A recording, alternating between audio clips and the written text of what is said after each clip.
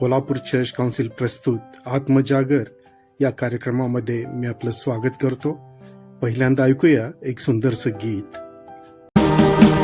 येशूची सेवा आवडे, गेलो सुवेळी त्याकडे, तो दावी फार करुणा, माझ्यात तो क्षमाविना. धन्यवाद धन्यवाद, जय सारा गेला पापभार.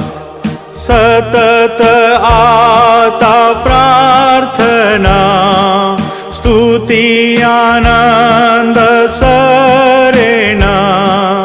धन्यवाद धन्यवाद, प्रभूने केला जय उद्धार.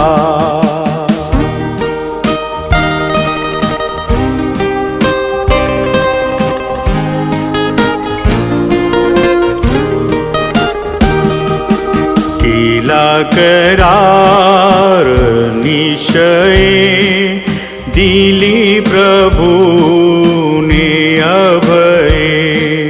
अंदेशा का आता जीवा, विसावा घे जागरवा. धन्यवाद धन्यवाद, जय सारा गेला पापभार.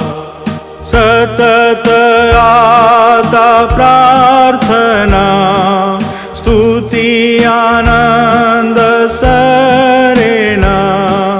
धन्यवाद धन्यवाद, प्रभूने केला जय उद्धार. ख्रिस्तात सलाम. कोल्हापूर चर्च काउन्सिल प्रस्तुत आत्मजागर दैनंदिन मननामध्ये मी स्तुती आपले स्वागत करीत आहे. सदर मनन ब्रदर स्टॅनली लिखित अभिवृद्धीमधून घेतले आहे. आजचा विषय आहे वाळवंटात एकाकी. आजच्या मननाकरिता शास्त्र भाग आहे उत्पत्ती अध्याय 1 वचन 26 ते 31 आणि आजचे विशेष वचन आहे रोमकरास पत्र अध्याय 5 वचन 18. एका मनुष्याच्या आज्ञाभंगाने पुष्कळ जण पापी ठरले. पहिला मानव आदाम याने परमेश्वराचा आज्ञाभंग केला, त्यामुळे सर्वजण पापी ठरले. कारण ख्रिस्त जो दुसरा आदाम याने परमेश्वर पित्याचे संपूर्णपणे आज्ञापालन केले, त्यामुळे आपण सर्वजण परमेश्वरासमोर नीतिमान ठरले आहोत. आदाम चांगल्या परिस्थितीत अपयशी ठरला, तर येशूने अत्यंत प्रतिकूल परिस्थितीत सर्व मोहपाशावर विजय मिळवला. या दोन्ही घटनांकडे आज आपण पाहूया. परिस्थिती. येशू रानावनात असताना सैतानाकडून त्याची परीक्षा झाली. हे अत्यंत उजाड वाळवंट होते. ते खडक व वाळू यांनी भरले होते. परंतु आदाम अतिशय सुंदर आणि फळाफुलांनी भरलेल्या बागेत होता, जी मानवाला ज्ञात नव्हती. येशू अरण्यात राहत होता, ज्या ठिकाणी खाण्यास काहीच नव्हते. उलट आदामाला खाण्यापिण्याची कोणतीच कमतरता नव्हती. देवाची इच्छा ही आहे की आम्ही हिरव्यागार बागेत किंवा उजाड रानावनात असो, आम्ही श्रीमंत किंवा गरीब असो, आम्ही विजयी जीवन जगावे. आपण परिस्थितीने दबून जाऊ नये, तर त्यावर वर्चस्व प्राप्त करावे. संत पौल विजयाने आरोळी मारतो, ख्रिस्ताच्या प्रीतीपासून आम्हाला कोण विभक्त करील? क्लेश, विपत्ती, छळणूक किंवा उपासमार, नग्नता, संकट किंवा तलवार ही आम्हास विभक्त करतील का? रोमकरास पत्र 8:35-39. येथे विवाहाचे चित्र रेखाटले आहे. वर व वधू एकमेकांच्या प्रेमात पडले आहेत. त्यांचे इतर कोणत्याही गोष्टींकडे लक्ष नाही. त्यांनी परस्परास आरोग्यात किंवा आजारात, सुखात व दुःखात एकत्र राहण्याचे अभिवचन दिले आहे. प्रेमबंधनांनी बांधलेला असा तो कराराचा नातेसंबंध आहे. सहभागिता. येशू बरोबर कोणीही सहभागीदार नव्हता किंवा त्याला आधार देणारा कोणीही नव्हता. जंगली जनावरे त्याच्याबरोबर होती. मोहपाशावर विजय मिळवण्याकरिता त्याला एकट्याने लढावे लागले. परंतु आदाम व हवा एकमेकांच्या सोबतीस आणि सहभागीतेस होते. शत्रूविरुद्ध लढायला दोघांना एकमेकांचा आधार होता. तरी सुद्धा ते अपयशी ठरले. पण येशू विजयी झाला. काही कारणामुळे आपल्याला अशा ठिकाणी ठेवले जाते की ज्या ठिकाणी आपणास विश्वासणाऱ्यांची सहभागिता नसते. अशा वेळी आम्ही अधिक काळजीपूर्वक व सावधान चित्त असले पाहिजे.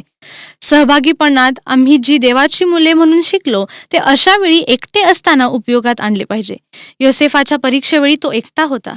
त्याला खड्ड्यात, तुरुंगात किंवा राजवाड्यात कोणी साथीदार नव्हता. त्याला या सर्व परिस्थितीत एकट्याला लढावे लागले. त्याने देवाची बाजू घेतली आणि या परिस्थितीशी यशस्वीपणे सामना केला. परमेश्वर दूरदर्शीपणाने बऱ्याच वेळा संतांना एकाकी सोडतो, यासाठी की त्यांच्या बाहूंना शक्ती मिळावी. आपण सतत पर्वतावरील रूपांतराचे आनंद घेऊन उत्साही होऊ शकणार नाही. त्या ठिकाणी तंबू ठोकून आपण राहू शकणार नाही. आम्हाला मोहपाशाच्या दरीकडे खाली यावेच लागेल आणि जीवनातील सत्य परिस्थितीशी सामना करावा लागेल. याशिवाय आपली सुटका नाही. आपण प्रार्थना करू. प्रभू, आम्ही तुझे आभार मानतो, धन्यवाद देतो, तुझे उपकार स्तुती करतो. तू खरंच महान आहेस, गौरवी आहेस आणि प्रभू परमेश्वरा तू विजयी आहेस. सर्व परिस्थितीवर मात करणारा आमचा परमेश्वर केवळ तूच आहेस.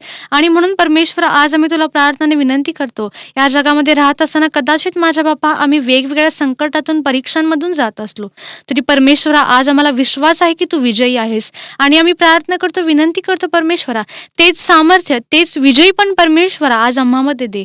आम्ही आमची दृष्टी केवळ तुझ्याकडे लावावी आणि तू जसा प्रत्येक गोष्टींवर मात करत विजयी झालास त्याप्रमाणे आम्ही आमचे जीवन जगावे. यासाठी परमेश्वरा तू आम्हाला शक्ती दे, सामर्थ्य दे. हीच आम्ही तुला प्रार्थनाने विनंती करत आहोत. आमचा उद्धारक परमेश्वर जो विजयी आहे, जो सर्व समर्थ आहे, त्याच्याच गोड आणि प्रिय नावाने ही प्रार्थना केली म्हणून ऐक तू बाप्पा. आमेन.